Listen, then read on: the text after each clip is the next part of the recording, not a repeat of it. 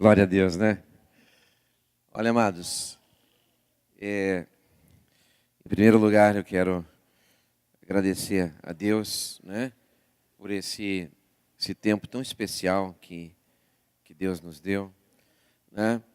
E Deus colocou um princípio no meu coração e pela misericórdia e graça do Senhor eu quero compartilhar de forma rápida, né, com você. Porque a palavra do Senhor, né, diz que nós devemos ter uma história com Deus. O motivo de nós termos encontros e reencontros, o motivo, né, dessa geração que está aqui, de todos presentes aqui, falando de algo que Deus colocou em seus corações, é simplesmente para testificar e para desafiar cada um deles a ter uma própria história. Irmãos, nós precisamos ter uma história com Deus, né? E a sua história com Deus só começa quando você entende que na casa de Deus, né, que não é a igreja, que você é a casa de Deus, né, que Deus habita dentro de você. Mas quando nós, né, não podemos estar desassociados do corpo, que é a igreja do Senhor. Então eu quero colocar um princípio nessa noite para você, para cada um de nós, né, falando sobre a casa de Deus, um lugar de você superar obstáculos. Por quê, irmão? Porque quando você supera um obstáculo, você então começa a escrever ou a reescrever uma história em Deus. Amém? Então eu gostaria que o pessoal da projeção colocasse o texto de Isaías. Eu quero que você abra a sua Bíblia, né, em Isaías 38, né, no verso 3 a 5. Tá? Esse texto, o profeta Isaías, né, do livro de Isaías, fala de alguém que tinha uma história. E nós precisamos ter uma história com Deus. Isaías diz assim: lembra-te, Senhor. Né? Então, Isaías, né, está indo até a casa, no livro de Isaías, indo até a casa do rei Ezequias. E o rei Ezequias estava então no momento onde ele estava em crise. E ele faz essa oração que eu quero ler com você. Ezequias diz: lembra-te, Senhor, falando para Deus, como tenho te servido com fidelidade e com devoção sincera. E tenho feito aquilo que tu aprovas. E Ezequias chorou amargamente nessa oração. Então a palavra do Senhor, o Espírito de Deus tomou a boca do profeta Isaías que estava diante do rei Ezequias. E a palavra do Senhor liberada foi o seguinte: vá até Ezequias, vá dizer isso a ele. Assim diz o Senhor, o Deus de seu antepassado Davi: ouvi a sua oração e vi as suas lágrimas, e acrescentarei 15 anos à sua vida. Irmãos, o meu assunto hoje aqui é a casa de Deus num lugar de superar obstáculos. Qual tem sido o seu obstáculo, irmão? Qual tem sido o seu desafio? O que é um problemão para você? Né? Eu estou lendo aqui, e você pode ler depois na sua casa, eu vou contextualizar. Deus colocou no coração do profeta Isaías para ir até o rei, entrar no palácio, falar com o rei Ezequias. E dizer para ele: Ezequias, põe a tua casa em ordem, porque o seu tempo na terra acabou. Ezequias estava com uma doença mortal. E é por isso, irmão, que quando eu falo de superar obstáculos, é você enfrentar qual é a limitação da sua vida. E muitas vezes um obstáculo precisa passar na nossa frente para que, de fato, a gente começa a construir uma história com Deus. Talvez seja uma doença, uma enfermidade, um problema com filhos, um problema no relacionamento, um problema financeiro, eu não sei, irmãos. Né? Mas Ezequias era um servo de Deus e ele era rei de Judá. E ele enfrentou desafios como rei. Mas eu creio que o maior desafio que Ezequias enfrentou foi com certeza, quando ele recebeu essa notícia. Quando ele percebeu que estava com uma enfermidade mortal, né? E o próprio profeta de Deus confirmou que, põe tua casa em ordem, porque o negócio pro teu lado não vai dar certo. Né? Em outras palavras, tu vai morrer.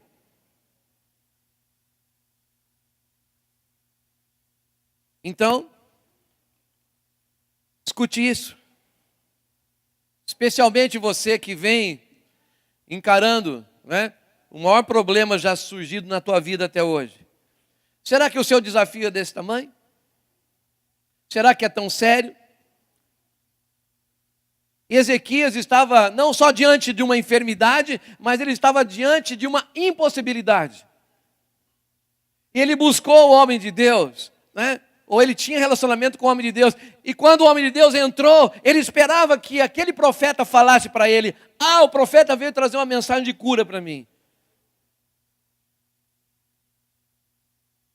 E não aconteceu. Mas eu quero dizer para você, em nome de Jesus, que mesmo diante de uma impossibilidade, que é algo impossível para você, se você tem uma história em Deus, se você tem um trajeto de devoção, se você tem consagração, que é o que nós temos ensinado a essa geração aqui, se você tem uma história, uma trajetória, se você serve a Deus com fidelidade, se você construiu uma história com Deus, então você pode aprender hoje com Ezequias como superar um obstáculo mortal, difícil, que foge do seu controle. Eu creio, irmão, que Deus colocou essa mensagem quando eu botei o pé aqui dentro da casa. Então tem alguém aqui que Deus vai livrar da morte hoje. Tem alguém aqui que Deus vai livrar de obstáculos que são impossíveis. E mesmo que alguém tenha dito para você: não adianta buscar Deus, não adianta ir para a igreja, não adianta agora correr atrás do prejuízo. Talvez você já tenha ouvido isso. Como Ezequias ouviu da parte do profeta que, põe tua casa em ordem, porque acho que não vai dar. Mas sabe,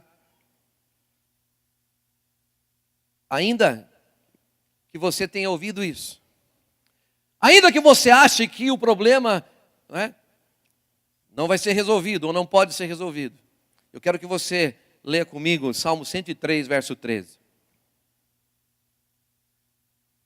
A Bíblia diz, no Salmo 103, no verso 13, que o Senhor se compadece daqueles que o temem.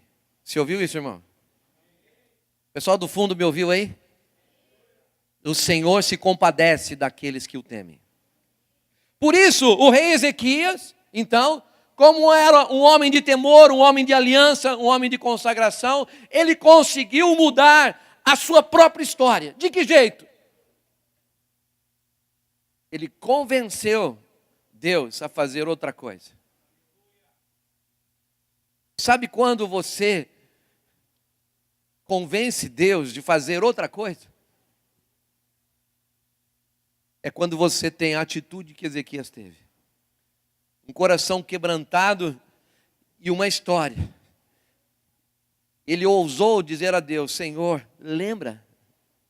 Ele trouxe à memória uma história. Irmãos, muitas vezes nós enfrentamos dificuldades e Deus tem nos ensinado aqui, nós temos ensinado todos os dias nas células, nessa casa, que nós precisamos ter uma história com Deus. E se você tem um grande obstáculo para superar, e eu creio que tem, quem aqui tem um obstáculo para superar? Se você tem um grande problema, um desafio, um obstáculo, então, eu convido você a aprender com Ezequias como você supera isso.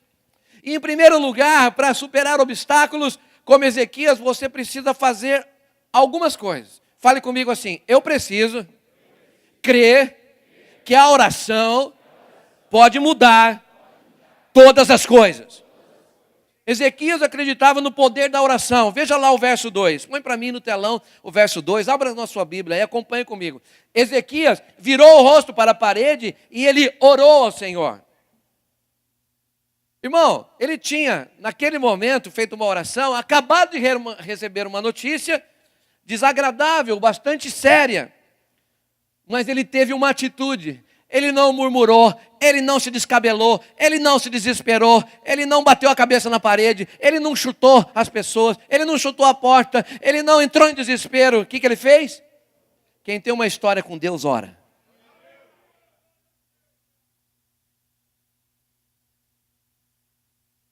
Querido, se você, ou se quando você recebe uma notícia ruim, você perde a cabeça, aprenda.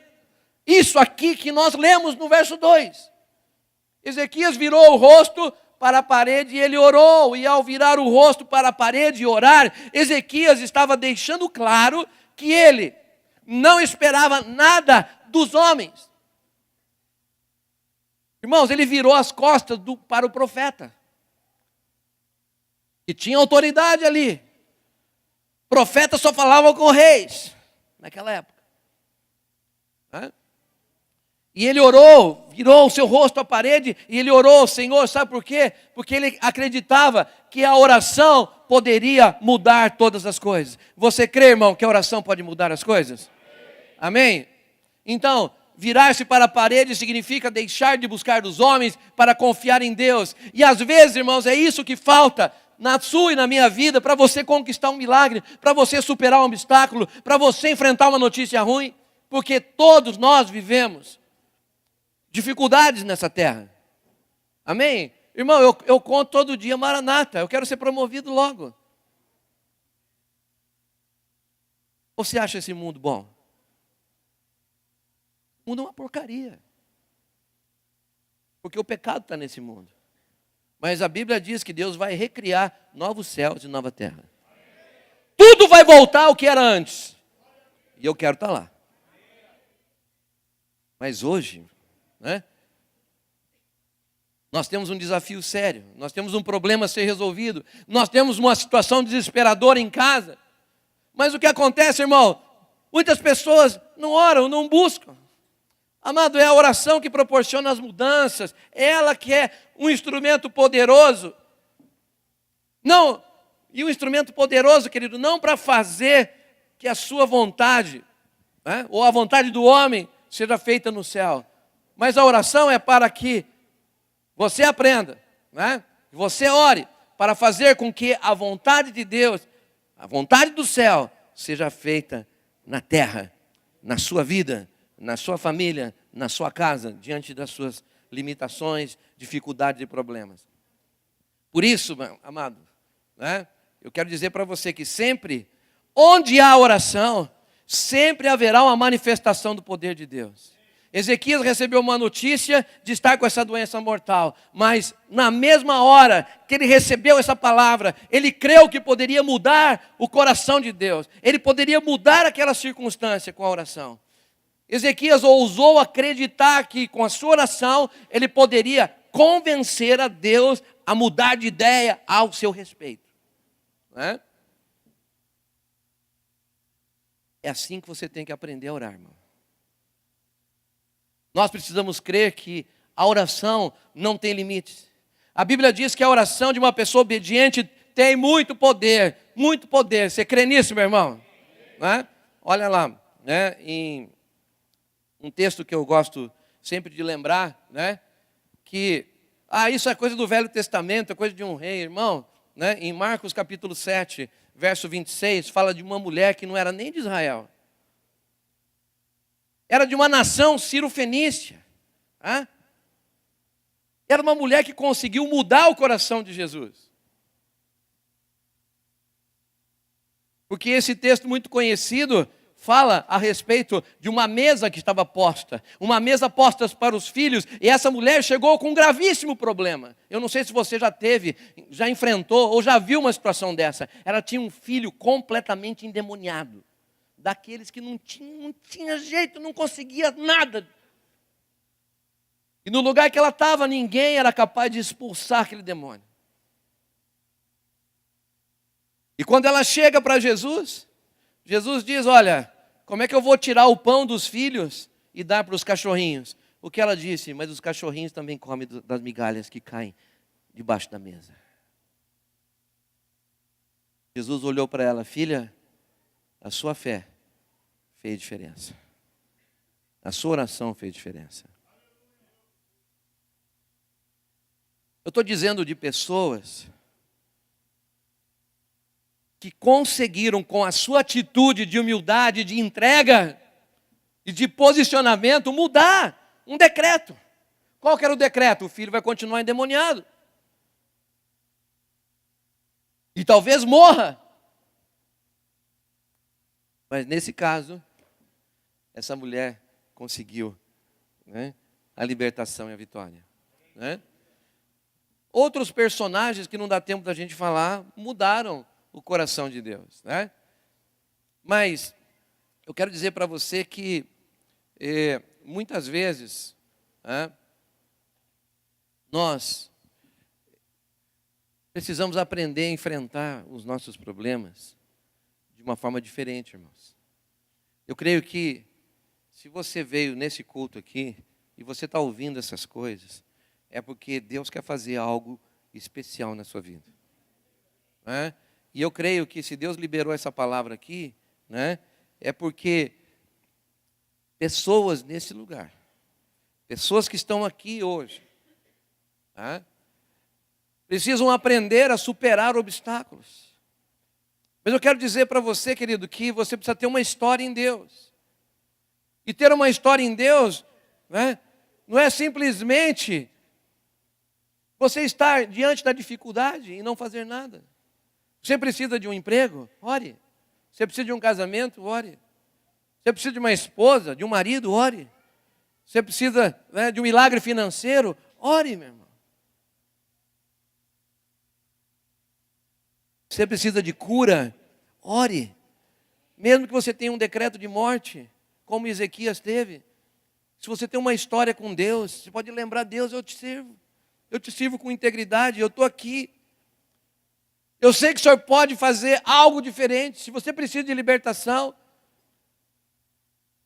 em alguma área da tua vida, se você precisa voltar para o caminho, como vários aqui, hoje, dizendo: voltei para o caminho. Qual é o obstáculo que eu preciso superar hoje? Eu creio que a segunda coisa que eu aprendi com Ezequias, nesse texto, no verso 3, coloca para nós no telão, por favor. Ezequias diz assim: lembra-te, Senhor, de como tenho te servido com fidelidade. Então fale comigo. Para superar obstáculos na minha vida, eu preciso ter uma vida sincera diante de Deus. Então Ezequias estava lembrando: Deus, Senhor, eu tenho te servido com fidelidade. Esse foi o primeiro argumento que Ezequias está dizendo ao Senhor. Senhor, lembra, eu sempre fui fiel. Tem uma versão da Bíblia que traz assim: andei diante de ti em verdade e com o coração perfeito. Quer dizer, com o coração fiel, inteiro, não meia boca, não meia consagração, não meio crente, não meio compromisso, não meio aliança. Está entendendo, irmão? Significa que esse homem, o rei Ezequias, ele tinha um compromisso com Deus e ele era sincero. Porque Deus não tem prazer, irmão, em ouvir a oração do homem quando ele é hipócrita, quando é fingido, quando é falso. Há muita gente orando em muitos lugares. Muita gente fazendo oração, mas a questão é, o coração é que vale. Se é sincero ou é só de boca.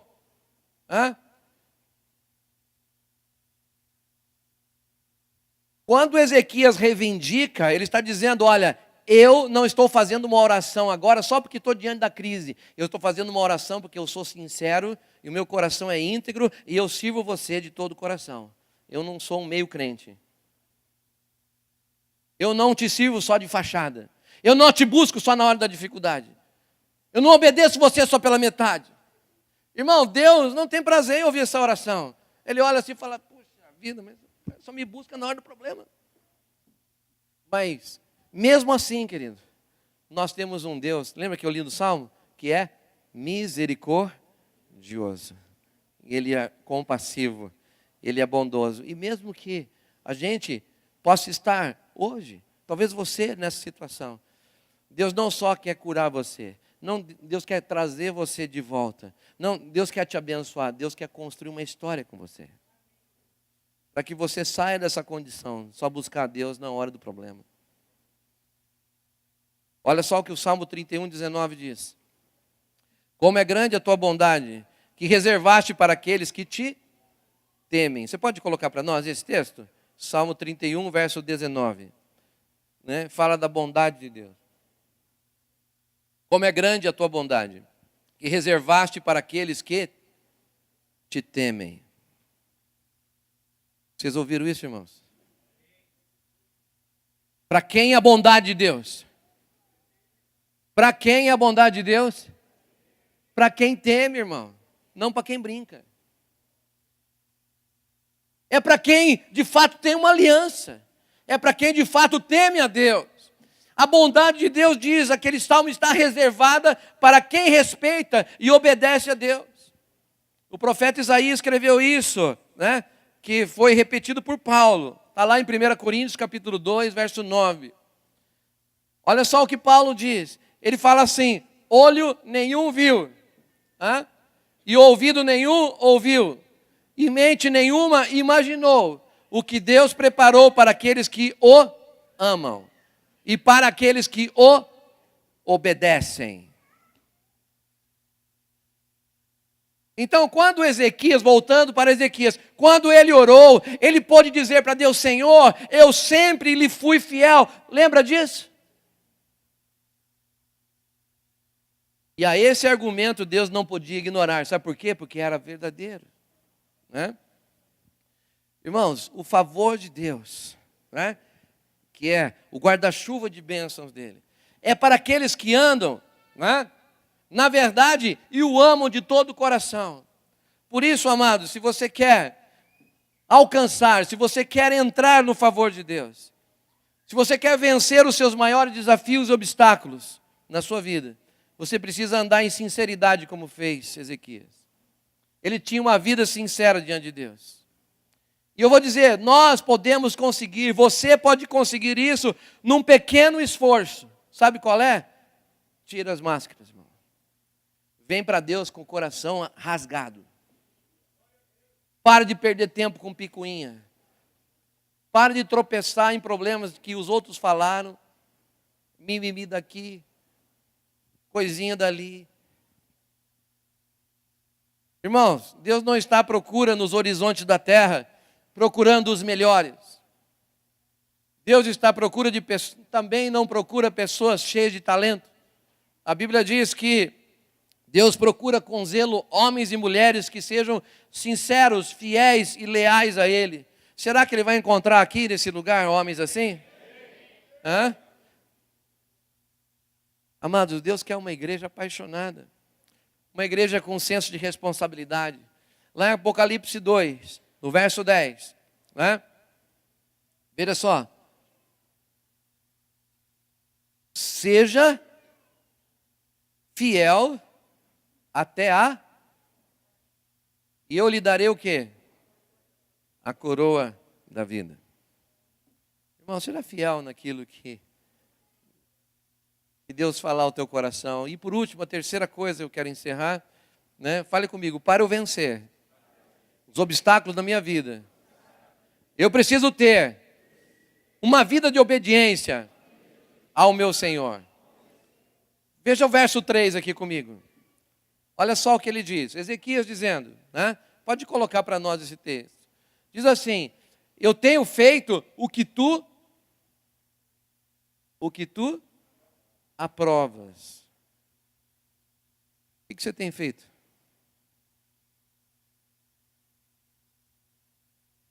Como lemos numa versão mais contemporânea, eu acho que na versão da NVI, né? Tá? Lembra-te como tenho servido com fidelidade e devoção sincera e tenho feito o que tu aprovas. Tem uma outra tradução que diz assim, sempre fiz aquilo que querias que eu fizesse. Porque o feito que tu aprovas fica muito light, né? Então a gente vai para as traduções que são mais específicas. Sempre fiz aquilo que querias que eu fizesse, e não aquilo que dá na minha telha. E não aquilo que eu acho que tem que fazer. Já imaginou, irmão? O segundo motivo que Ezequias apresenta para convencer a Deus é esse: Senhor, além de ter sido fiel, de ter servido com fidelidade, eu fiz o que o Senhor aprova. Eu fiz o que era reto aos seus olhos. Eu fiz o máximo para obedecer ao Senhor. Isso quer dizer o quê, irmão? Que esse homem aqui, ele quer dizer que ele obedecia, que ele andava na orientação e na direção de Deus. Muitas vezes, segundo, o que é bom aos nossos olhos, nem sempre é aquilo que Deus quer. O compromisso de Deus é com aqueles que fazem aquilo que é reto, não aos seus olhos, mas aos olhos dele. Isso é bem diferente, né? Se você faz o que Deus aprova, com certeza, né? Você vai ter o galardão, a recompensa, né? Você vai, de fato, entrar debaixo dessa bênção, né? Então, quando ele diz, eu sempre fiz aquilo que o Senhor queria que eu fizesse, né? E tomou a Deus por testemunha, ele disse, o Senhor viu. Ele não está falando com o homem, ele está falando com Deus. Falando, Deus, o Senhor viu. E foi para você que eu fiz. Não foi para pastor, para a igreja, para mostrar para os outros, para ninguém. Foi para o Senhor. Então, vamos lá, né? Olha só então o resultado. Veja lá o verso 7 e 8, né? Vamos ler. Você pode colocar para nós no telão, para nós, por favor? Tá? Deus disse a ele, é verdade, você me convenceu. Eu vou deixar você viver por mais 15 anos. Vamos ver o verso 7 e 8. Põe o 7 e 8, por favor, para mim. Vamos acompanhar aqui. Este é o sinal de que o Senhor fará o que prometeu. Não só respondeu que ele ia ser curado, que ele ia ter mais 15 anos de vida, mas Deus falou assim, para você ter certeza que sou eu que estou falando, eu vou te dar um sinal. O verso 8. Farei a sombra do sol retroceder de 10 degraus que ela já cobriu na escadaria de Acás. E a luz do sol retrocedeu os 10 degraus que tinha avançado. Sabe o que é o sol retroceder 10 graus, irmão? Está acostumado com o horário de verão? Sabe o que é horário de verão? O que você faz no horário de verão?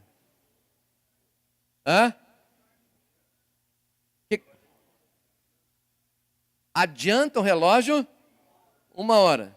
E quando termina, o que você faz? Atrasa 1 hora. Irmão, olha o sinal que Deus deu para Ezequias. 10 graus representam 40 minutos. O sol parou por 40 minutos. Em resposta à oração de um homem. Ezequias não pediu isso. Deus falou, eu vou te dar um presente, Ezequias. Até hoje a NASA, todos os astrônomos, o mundo inteiro, quando vai calcular todas as órbitas desses ônibus aí, tem que ler esse texto. Saber que tem 40 minutos faltando nas órbitas. Porque um dia o sol parou. Se você tem conhecimento de matemática, de física, né, tá? De geofísica, de astronomia, você sabe o que aconteceu. A rotação da Terra parou e retrocedeu 10 graus. A gente não sabe o que é isso, gente. É um absurdo o que aconteceu aqui do ponto de vista, né, da ciência. Sabe o que eu quero dizer? Eu quero concluir. É que quando você se põe a orar e ter uma vida com Deus e começa a lembrar a Deus as coisas que sinceramente, não vou mostrar para ninguém, nem para coisa nenhuma, para Deus, tá? E lembrá-lo, Senhor, lembra do nosso relacionamento, lembra que eu sou fiel ao Senhor, lembra que eu estou rasgado de todo o coração, lembra que eu tenho te servido com integridade, lembra que a gente tem um andar junto, um caminhar junto. Quando você entra nesse nível de oração, de intimidade, não só Deus responde o teu clamor, mas Ele vai além. Ele faz coisas extraordinárias que você nem pediu, que você nem imagina que Ele vai fazer como um sinal para você. Irmão, você está entendendo o que Deus está falando nessa noite? Hã? Então, é quando você sabe que você é a casa de Deus. Eu vou pedir para o Ministério de Louvor me ajudar aqui, nós queremos encerrar.